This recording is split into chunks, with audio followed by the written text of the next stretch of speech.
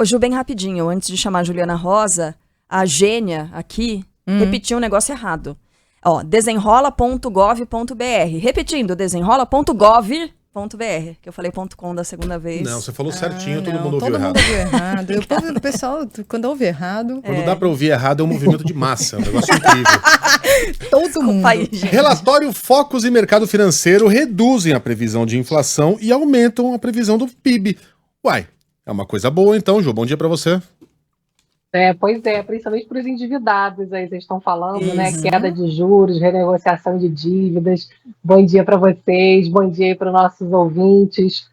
O relatório Focus, aquele relatório, né, que sai toda segunda-feira e que cada hora sai um dia agora por conta das paralisações dos funcionários do Banco Central, é uma pesquisa que toda semana traz as expectativas do mercado financeiro com a economia e vai balizando como é que está a expectativa para o ano. E essa conjunção que saiu hoje é bastante positiva, é mais crescimento e menos inflação. Isso tem acontecido ao longo de todo o ano passado, a discussão era essa, né? Se o Brasil fosse crescer mais como cresceu, na casa dos 3%, se isso geraria inflação. Mas a gente conseguiu crescer mais e a inflação continuou caindo. E para esse ano, a previsão segue apontando essa tendência. A expectativa para a inflação, para o IPCA, caiu, agora está em 3,76%, previsão média de inflação para esse ano. Então, uma inflação menor do que a do ano passado, que foi 4,6%.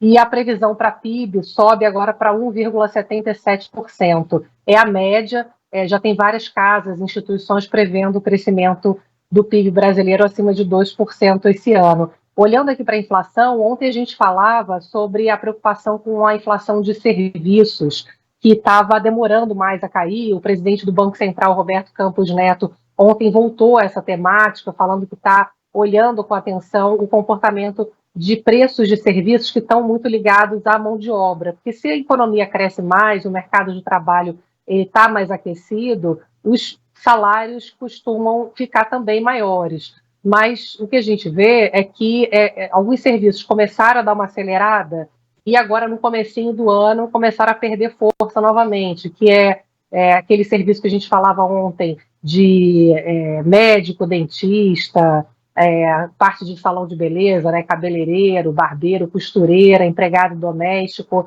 E o que a gente vê por essas projeções do mercado financeiro, ontem também teve reunião dos analistas do mercado financeiro com o Banco Central, tem sempre essas reuniões periódicas, e aqui em São Paulo, as previsões ainda eram que se os serviços estão demorando mais a ceder, a inflação de serviços precisa cair mais rapidamente, mas ainda assim você tem uma visão positiva, se acredita que está demorando mais a ceder, mas que em algum momento ela vai ceder ao longo desse ano. E por quê? Porque a expectativa é que a inflação de serviços ela não consegue se sustentar em patamares elevados como o do passado, porque a inflação está menor e os salários também eles são reajustados com base na inflação menor que foi a do ano passado.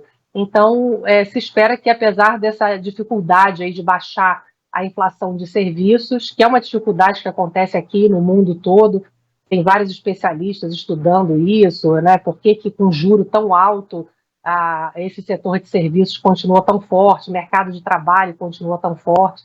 Então, tem uma série de estudos aí pós-pandemia, de estímulos excessivos para sustentar as economias, de mudança na relação de trabalho online que ficou mais barato e permitiu mais contratações, enfim, mas de qualquer maneira, apesar dessas mudanças estruturais que estão sendo discutidas e que está todo mundo ainda meio tateando, a expectativa ainda é de uma inflação menor esse ano, inclusive a inflação de serviços, que é a boa notícia. E olhando para a inflação ainda, as duas preocupações eram a parte de serviços e a parte de alimentação, que muita gente, né, tem falado, os ouvintes ontem mandaram a preço do arroz, por exemplo, né? Ficou tudo muito caro esse começo de ano, normalmente fica mais caro por conta da temperatura, sempre os alimentos sobem nessa época do ano, né? Muito calor, muita chuva em alguns lugares, muita seca, mas esse ano realmente veio uma inflação maior do que tradicionalmente vem por conta do fenômeno El Niño,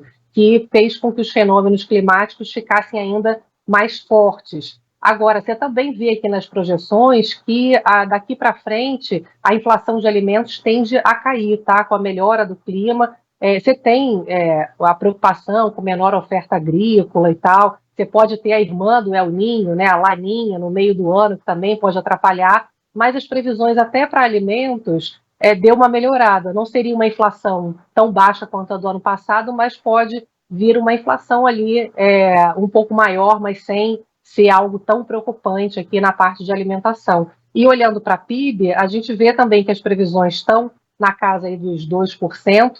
É um PIB que a gente pode dizer que é positivo, porque não vai ter ajuda do agronegócio, como teve no ano passado, justamente porque o agro tem uma safra agrícola esperada esse ano menor. Então, para o PIB, o agro vai ter uma contribuição negativa. Ano passado, o agro teve um peso de 1/3 ali do PIB, mais ou menos. Então, isso significa que a gente vai crescer mais de 2%, mesmo sem a ajuda do agro, ou seja, as outras atividades que tiveram um desempenho mais fraco, como a indústria, por exemplo, vão compensar essa queda do agro. Então, a gente tem aí perspectivas que são positivas e acompanhando toda essa discussão das contas públicas também, que, pelo visto, pessoal, com o Brasil crescendo mais, o número da arrecadação de impostos está vindo mais forte, né? Então, o esforço para o governo equilibrar as contas públicas ele é menor, porque está entrando mais dinheiro nos cofres públicos via aumento de arrecadação. Então, as previsões até para o equilíbrio fiscal, ninguém espera que vai ser o tal do déficit zero, mas se espera que não vai ser tão negativo também quanto se imaginava ali no começo do ano. Ou seja, é aquela coisa assim, sempre pode ser melhor, né? Mas o quadro ele vai se ajeitando e mostrando que a gente pode ter surpresas positivas aí ao longo do ano, tanto no equilíbrio fiscal, que é importante, né, para balizar também o comportamento da inflação, como para PIB e inflação. Então a gente tem aí um viés positivo, como diz aí o mercado financeiro. Pronto. Juliana Rosa volta com outras notícias, esperamos boas.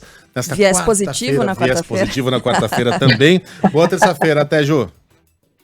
Um beijo, boa terça.